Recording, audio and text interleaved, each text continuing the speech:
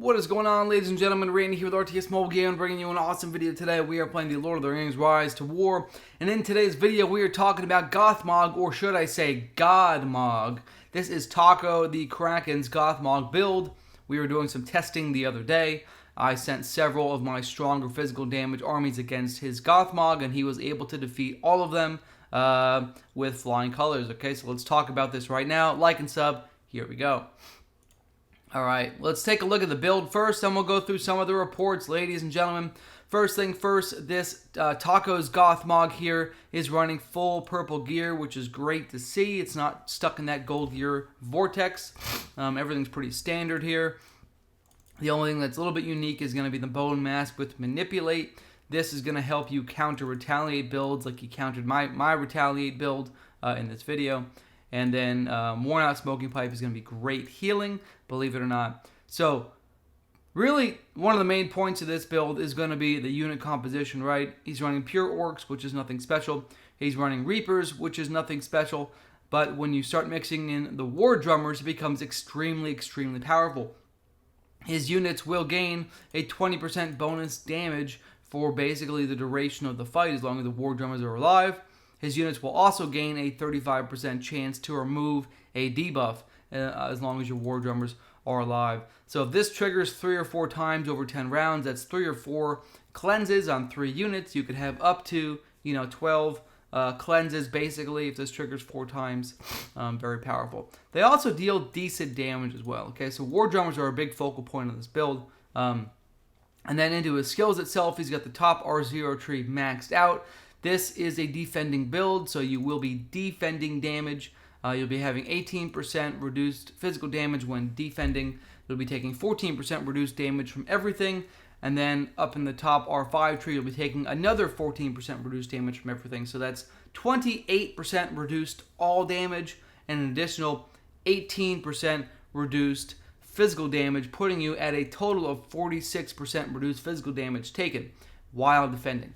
Very powerful build defensively. Then you have Overlord, which is going to give some great damage.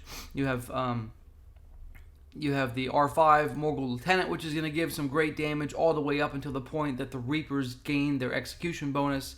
And then the leftover points are in the R3 tree here to get crippled, resupply, and a little bit of anti-heal. Okay, so he's a very well-rounded commander. We already know all of his skill trees are powerful on Gothmog, so fighting him, can always be interesting. So this build, again, 46% reduced physical damage taken while defending, very powerful. So I came in with my Sun-In Retaliate build. I don't know if I've done a video on this yet or not. I don't remember. I need to. This build is one of the highest damage builds I've ever seen. It's crazy. These Reapers retaliate for a disgusting amount of damage, especially when their execution takes off. But they retaliate for a disgusting amount of damage, and it's a really fun build to run. So that aside, I want to talk about the gear on this for 10 seconds and then take a look at the numbers on the report. We're not going to do a deep dive on the reports. I'm just going to show you how this build performed, okay? So you have Retaliate with Reckoning. Then we have plus 40 defense from the chest to the helmet. Then we have some more plus attack and pursuit on the Palantir, okay? For the skills, we're running the both R0 trees, okay? And the Reapers basically hit like a truck. Except against this Gothmog, where he takes 46% reduced physical damage taken, okay?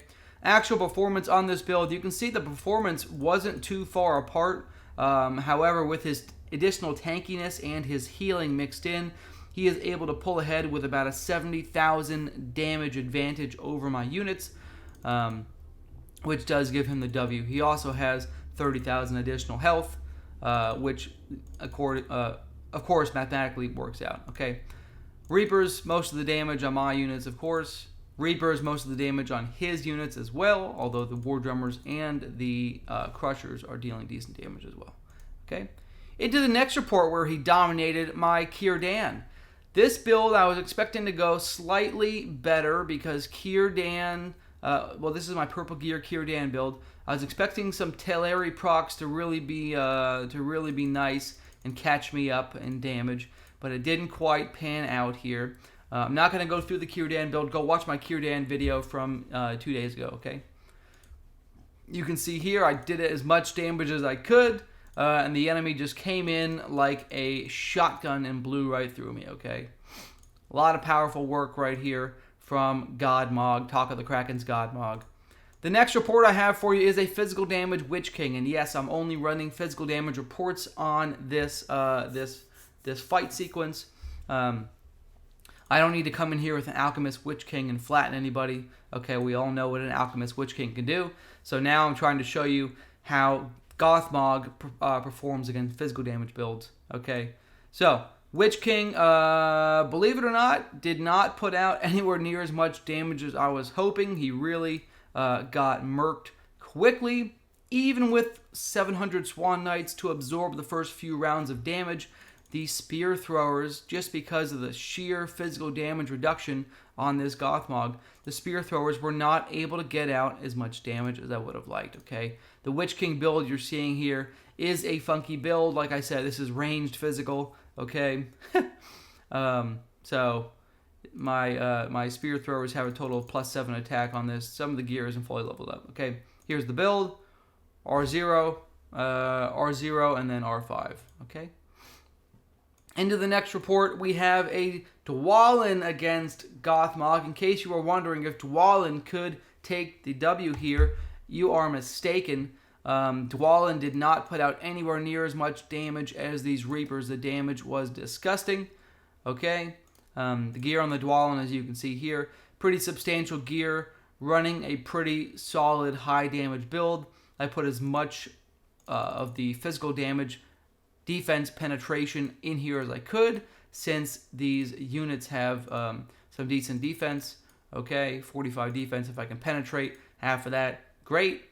So Tuolumne was not able to take the win either, and that is including I put on Berserker's Gaze with Curse to reduce his damage by 30% for the first 2 rounds. I was still not able to pull ahead, and that is with Frenzy. So using the Frenzy damage, multi-strike every round combined with Hunt Down, I was able to apply a 40% damage bonus to against his enemies every round, but I still cannot take the W. Okay. Next we have Yusra. This was one of the closer reports here, ladies and gents.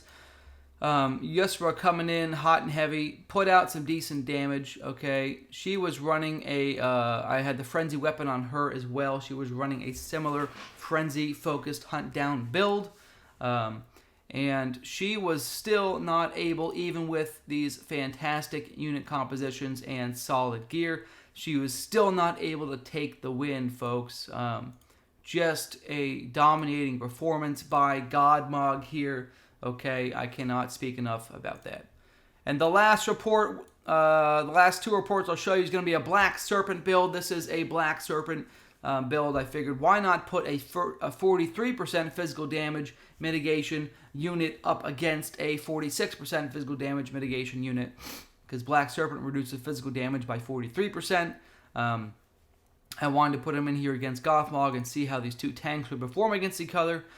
The crazy thing is that Gothmog gives so many damage bonuses to these Reapers that they're able to just come in like a hurricane and smash right through my units. I really could not put out anywhere near enough damage.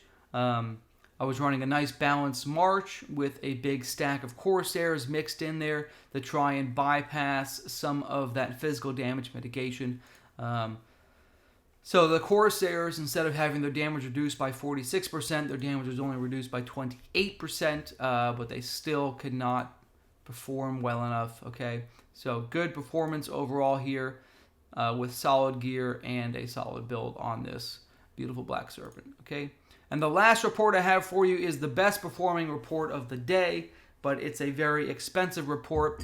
This is running, you guys are going to laugh when you see this. This is running a Sun-In, Fallen, Retaliate crazy tank build, because having 2 Orc units gives Fallen units, right, 30% damage mitigation overall. She's actually running a fairly tanky march here. Her Fallen have 30% damage mitigation across the board and fairly high damage as well. She also has Whiplash here, right? This is almost like Overlord. Whiplash giving her Fallen huge damage.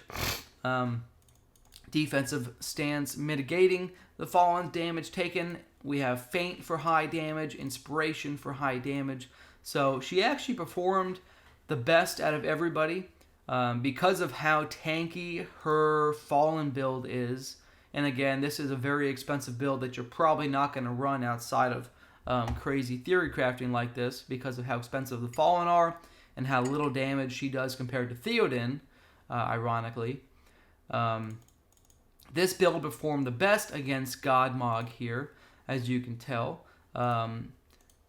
because the Fallen just hit like a truck and they're very tanky. Okay, so this was a good report. I enjoyed this. He definitely got the win in the resources, no hands, no question about that. He also had about a 60,000 damage advantage over me comparatively between the two marches. So, guys, that's the report. I could show you 1 or 2 rounds from this report just to tease you a little bit. God-Mog here to stay. Physical damage, domination. He wiped out all of my physical damage theory crafting builds that I was running and was able to pew directly on my face. Alright, so you can see here in round 2, guys, okay, Whiplash on the Fallen. The Fallen are hitting for 14-4, not too bad, against 46% mitigation. They're retaliating for 9,600, only with 18% spite. Let's get down. Look at this damage from the Reapers, guys. Look at this damage from the Reapers. This is round 2. This is round 2 damage from the Reapers. Do you see this? Crazy damage, guys. Crazy damage. This doesn't even have execution triggered. This only has the R5 triggered. So they're missing 10% damage compared to execution.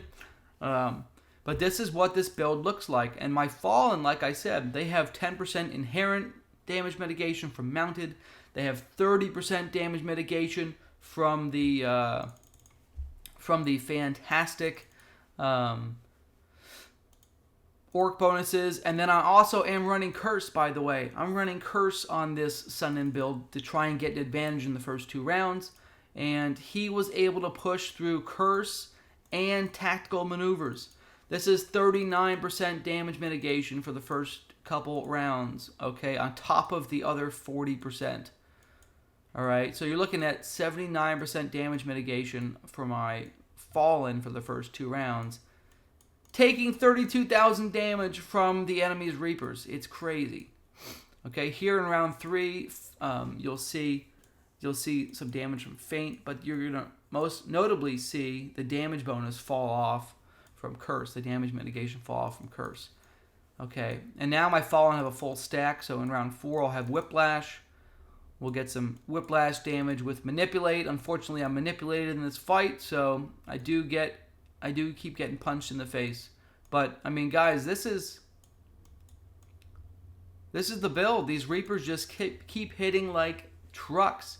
They keep getting cleansed by the War Drummers. They keep hitting like trucks. It's crazy. The amount of damage coming out is crazy. Okay, so that's the fight, guys. That's the video. God-Mog, Talk of the Kraken. Love you guys long time. Like and sub. We're going to go ahead and end this now. Randy out.